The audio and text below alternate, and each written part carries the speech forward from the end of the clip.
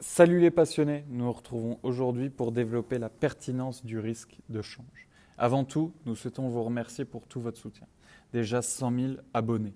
Un grand merci également à nos partenaires financiers comme Airduck Duck ou encore à la chaîne YouTube d'Yves d'ailleurs. N'hésitez pas également à nous soutenir via la cagnotte que nous vous mettons en description. Revenons à nos moutons. Aujourd'hui, les projections de taux de change pour les entreprises sont un réel atout financier, étant donné que dans leurs activités, les entreprises internationales sont confrontées à de nombreuses reprises au taux de change.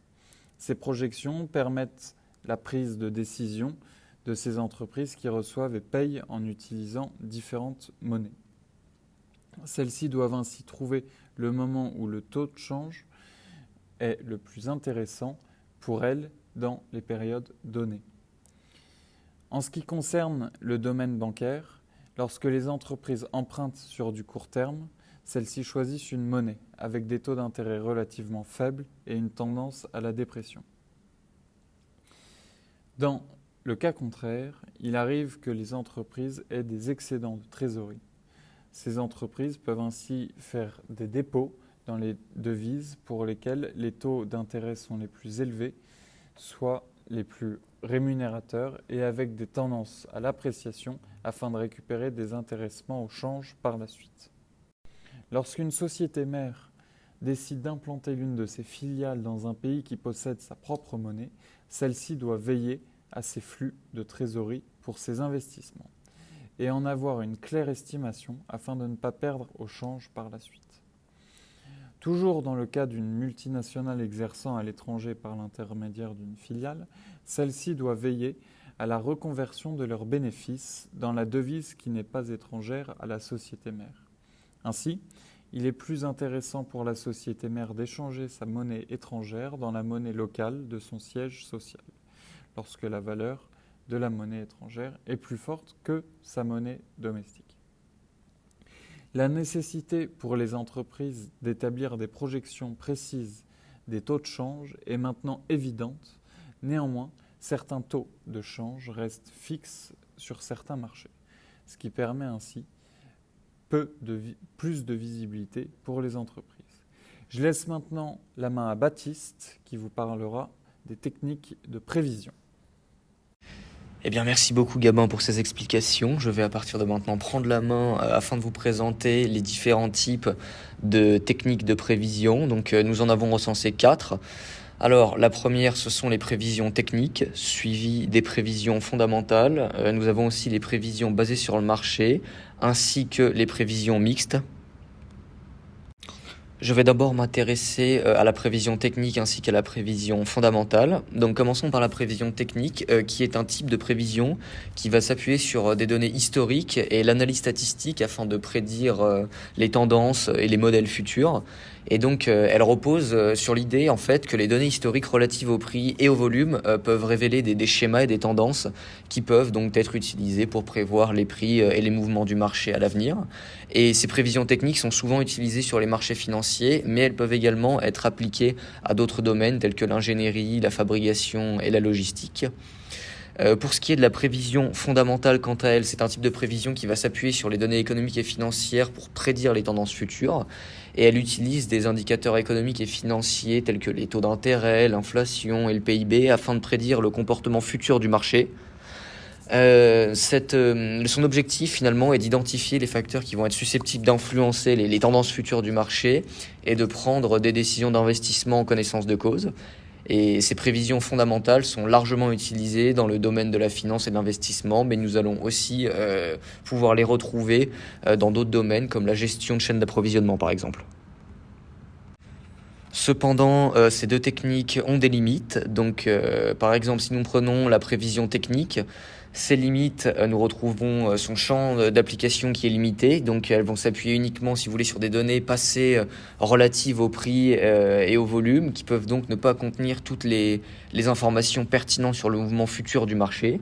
Nous pouvons aussi relever l'incapacité à prédire des événements inattendus. Et donc, comme ces techniques sont basées sur des données historiques, elles ne sont pas en mesure de prévoir des événements soudains inattendus comme des catastrophes naturelles ou des crises géopolitiques qui peuvent donc avoir un impact significatif sur le marché. Cette technique a aussi une application limitée, donc les prévisions techniques sont souvent utilisées pour des prévisions à court terme et ne sont peut-être donc pas appropriées pour les prévisions à plus long terme. La prévision technique est aussi très subjective.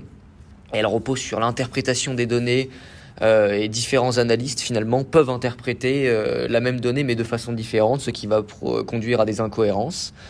Nous retrouvons aussi comme limite l'incapacité à prendre en compte certains facteurs externes, donc comme par exemple les changements politiques gouvernementaux, les changements de comportement des consommateurs ou encore l'évolution du paysage concurrentiel.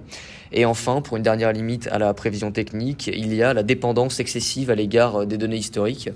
Et donc, elles peuvent devenir, si vous voulez, ces méthodes de prévision trop dépendantes à des données passées, ce qui va donc entraîner des erreurs et des imprécisions dans les prédictions qu'elles font.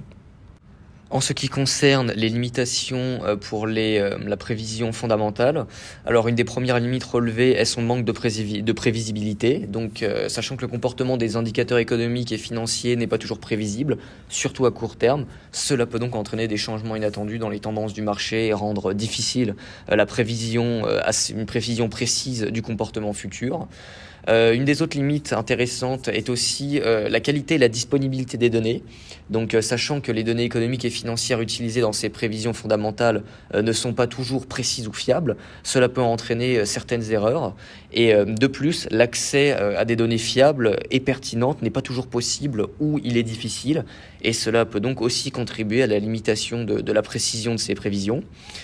Nous avons aussi vu que les facteurs externes jouent aussi un rôle important sur les prévisions fondamentales, car elles reposent sur l'hypothèse que les indicateurs économiques et financiers sont les principaux moteurs du comportement du marché.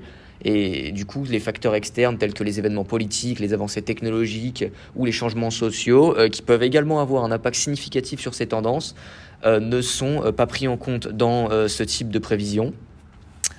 Nous avons aussi vu certaines limites du modèle, de leur modèle, car les modèles de prévision fondamentale peuvent ne pas être en mesure de saisir tous les facteurs pertinents qui sont susceptibles d'influencer les tendances du marché, ce qui va donc conduire à une incomplétion finalement de leurs prédictions.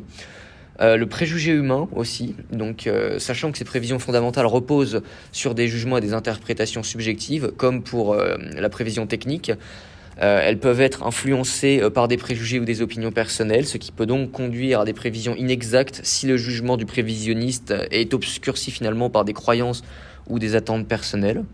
Et finalement, une dernière limite que j'ai envie d'aborder, je dirais la complexité, car ces prévisions fondamentales nécessitent une compréhension approfondie des concepts économiques et financiers et des techniques d'analyse de données, ce qui peut donc être très complexe et prendre du temps, forcément. Intéressons-nous maintenant à une autre technique de prévision, j'ai nommé la prévision basée sur le marché.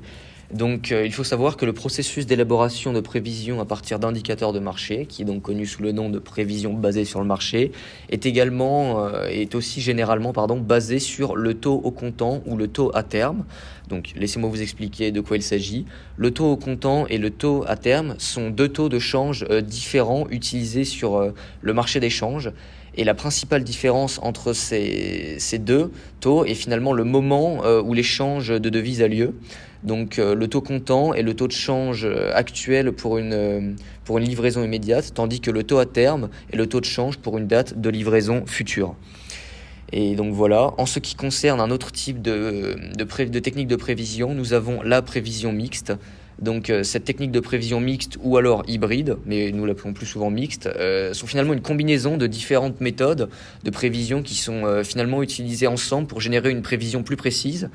Et l'idée finalement même de cette prévision mixte est qu'aucune méthode finalement de prévision que nous avons vue auparavant n'est parfaite et qu'en combinant plusieurs méthodes, les points forts d'une méthode vont donc aider à compenser les faiblesses d'une autre. Donc par exemple, si nous prenons une technique de prévision mixte qui va utiliser à la fois l'analyse fondamentale et l'analyse technique que nous avons vue précédemment, pour générer des prévisions. Finalement, en prenant le côté de l'analyse fondamentale qui examine les données économiques et financières pour comprendre les facteurs qui vont affecter les taux de change d'une devise, en la couplant avec cette analyse technique qui examine, elle, les données et les tendances passées du marché pour identifier les modèles futurs et les prix, les mouvements de prix futurs, en combinant ces deux techniques d'analyse, vous allez donc pouvoir obtenir une analyse qui sera bien plus précise car elle utilise les meilleurs aspects des deux finalement techniques mixtées. Et bien voilà, j'espère que cet épisode du podcast vous a plu. C'est la fin de notre épisode, vous savez désormais tout, et j'espère vous revoir bientôt pour un prochain épisode de notre podcast La Finance, est-ce que c'est compliqué ? Salut à tous, c'était Baptiste.